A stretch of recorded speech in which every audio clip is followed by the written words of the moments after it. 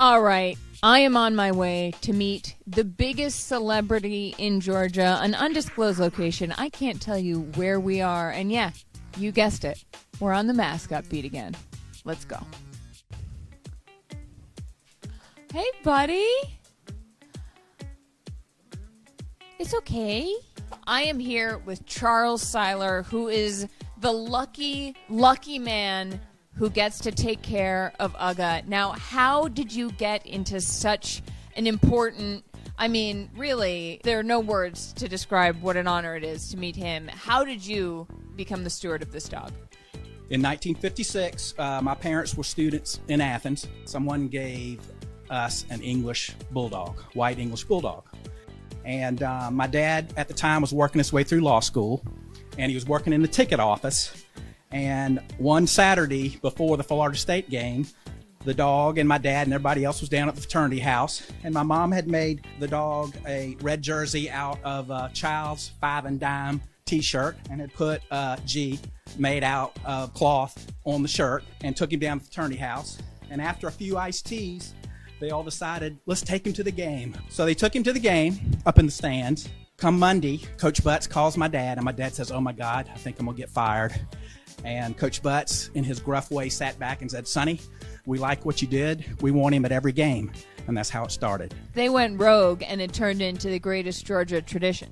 Was he named UGA when they brought him to the game? My parents couldn't figure out what to name him, and a friend of theirs said, why not UGA, University of Georgia? So that's where UGA came from.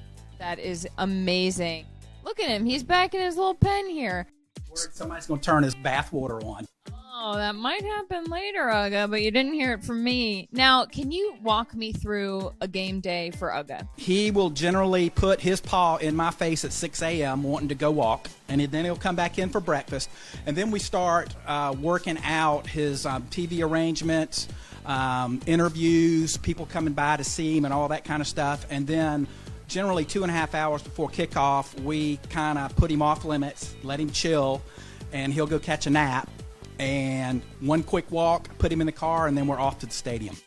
Usually we start working on a game Wednesday here, and that would be me cleaning his clothes, washing his car, and getting his cooler ready. Then the next day I'd probably do a little packing, this and that. We try not to do too much in one day, because when he sees me move his bag or sees me messing with his clothes, he thinks it's go time, and you do not want that on a Wednesday when you don't have to leave till Friday. What does go time look like for UGA? He'll bounce up. Is Georgia going to win a national championship this year, buddy?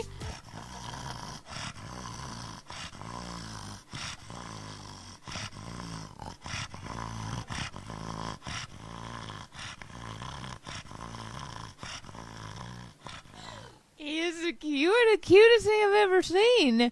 Charles, there's an adorable little chair. Is that UGA's armchair? That happens to be my dad's chair when he was a youngster. And so my wife got it and recovered it, and it just so happens that it's the perfect height to put a laptop in and do any kind of Zoom deal that he needs to do. That is too adorable. Oh my goodness. All right, speaking of adorable, let's go check out his clothes, shall we? I'll follow you guys in. UGA, please. We're playing Florida this weekend at a neutral site. So I'm not sure what color we would wear. Typically at an away stadium, we're in white. So I always grab white. And if we're home, which is possible at Georgia, Florida, we could wear red.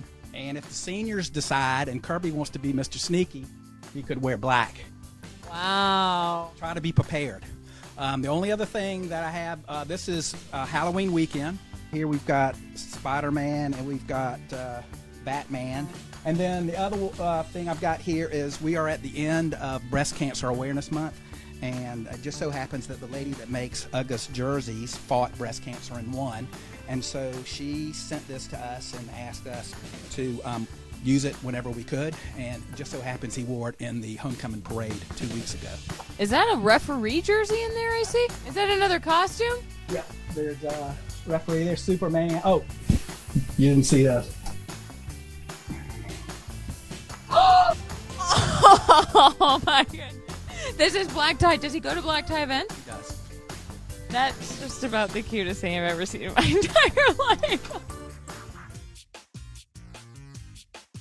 Charles, thank you so much. I hear that Ugga might be getting a bath. He hears that he'll get in this box. We'll have a hard time getting him out. Okay, so I hear Ugga's going on an adventure. Let's put it that way. It is bath time for Ugga.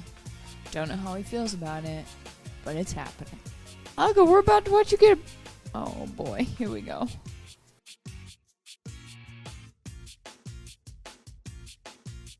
So this is Ugga's special car? Made in Detroit, especially for him. They have to run them when they run fire trucks because of the color. It's called Victory Red, and they don't make a Suburban in that color unless it's for the fire department.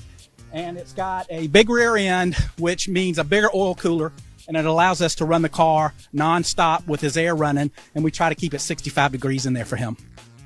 He's living the life. All right, let's see what it looks like when he gets in there. There he goes. All right, Ugga, your game day ready, baby. Charles, I cannot thank you enough. This is such a privilege to meet this beautiful creature. Thank you so much for your time, for showing us the Ugga Museum, and hey, go dogs. Go dogs. You got anything to add, Ugga? Hey, thanks for watching. If you enjoy that clip, make sure you click subscribe somewhere down here. From game highlights to exclusive interviews and rankings, we've got everything you need as a college football fan right here, College Football on Fox.